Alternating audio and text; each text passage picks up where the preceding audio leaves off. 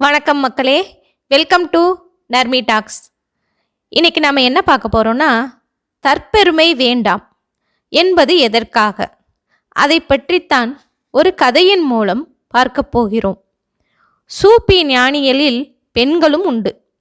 அப்படி ஒருத்தர் ரபியா என்கிற பெண் ஞானி. அவர் ஓரிடத்தில் அமர்ந்து தனது சீடர்களுடன் ஆன்மீகம் தொடர்பாக தீவிரமாக விவாதித்து கொண்டிருந்தார். அப்போது ஹாசன் என்கிற துறவி ஒருவர் அந்த வழியாக வந்தார். ரஃபியா தன் சீடர்களுடன் உரையாடி கொண்டிருந்ததை பார்த்தார். அவரும் அந்த உரையாடலில் கலந்து கொண்டார். அவர்கள் மிகவும் தீவிரமாக ஆன்மீகத்தை பற்றி விவாதித்து கொண்டே இருந்தனர். அந்த விஷயங்களை பற்றி அதிகம் அறிந்திராத அந்த ஹாசனுக்கு அந்த விவாதத்தில் கலந்து கொண்டு பேச முடியாத நிலை வந்தது. மேலும் அவர்கள் அனைவரையும் விடவும் தான் திறமை மிக்கவன் என்பதையும் தனித்துவம் மிக்கவன் என்பதையும் அவர்களிடம் காண்பித்து தன்னை அவர்களை விட உயர்ந்தவனாக அந்த இடத்தில் காண்பித்து கொள்ள வேண்டும் என்கிற ஆவலும் எழுந்தது. ஹாசனுக்கு நீரில் மிதக்கும் சக்தி உண்டு. அதை பயன்படுத்தி மற்றவர்கள் மத்தியில் தன்னை மிக உயர்ந்தவனாக காண்பித்து கொள்ளலாம், பெருமைப்பட்டு கொள்ளலாம் என்று நினைத்தார். சூஃபி ஞானி ரஃபியாவிடம், நீங்கள் விவாதித்து கொண்டிருப்பது ஆழமான ஆன்மீகத்தை பற்றி, அதற்கு இந்த இடம் பொருத்தமாக இல்லையே என்றார் ஹாசன். ஏன், இதற்கு என்ன, நன்றாகத்தானே இருக்கிறது.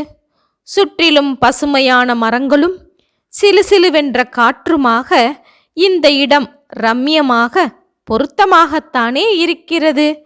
இங்கு ஆன்மீகத்தை பேசுவதால் எந்த ஒரு பாதிப்பும் ஏற்படாதல்லவா என்றார் ரஃபியா. ஆனால் அவ்வப்போது பறவைகளின் சப்தம் வந்து விவாதத்தின் போக்கிற்கு தொந்தரவு தருகிறதே. நாம் வேறு இடத்தில் இந்த விவாதத்தை வைத்து கொண்டால் நன்றாக இருந்திருக்கும் என்றார் ஹாசன். ரஃபியாவும் மற்றவர்களும் ஒன்றும் பதில் சொல்லாமல் பேசாமல் இருந்தார்கள். அப்போது ஹாசன் பேசத் தொடங்கினார். எனக்கு நீரில் உட்காரவும் நடக்கவும் தெரியும். நீங்களும் பக்கத்தில் உள்ள ஏரிக்கு வந்தால் அங்கே தண்ணீரில் அமர்ந்து கொண்டே விவாதத்தை தொடரலாமே என்றார்.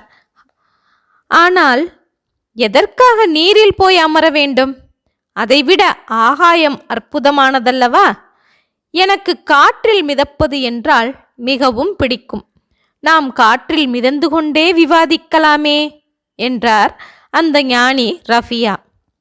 இப்படி ஒரு ஏடாகூடமான பதிலை சற்றும் எதிர்பாராத ஹாசன், ஆனால் எனக்கு காற்றில் மிதக்கத் தெரியாதே என்று கூறினார்.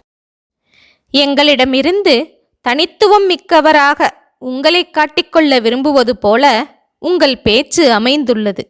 நீரில் நடப்பது என்பது மிக பெரிய சக்தியா என்ன? ஒரு சாதாரண மீனுக்கு கூட நீரில் மிதக்கத் தெரியும். அதே போல காற்றில் பறப்பது ஒன்றும் அத்தனை பெரிய அபூர்வ சக்தி கிடையாது. சிறிய ஈ கொசு கூட காற்றில் பறக்கின்றது. ஆக இப்படிப்பட்ட சக்திகள் எல்லாம் வைத்து கொண்டிருப்பது அடுத்தவரை காட்டிலும் தன்னை உயர்ந்தவன் என்று காட்டி பெருமையடித்துக் கொள்வது மட்டுமே.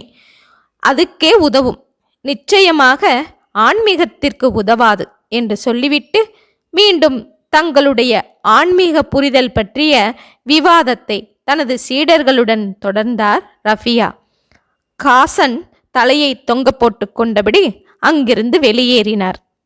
ஓகே மக்களே, மீண்டும் இது போன்ற ஒரு செய்தியோடு சந்திப்போம். நன்றி, வணக்கம்.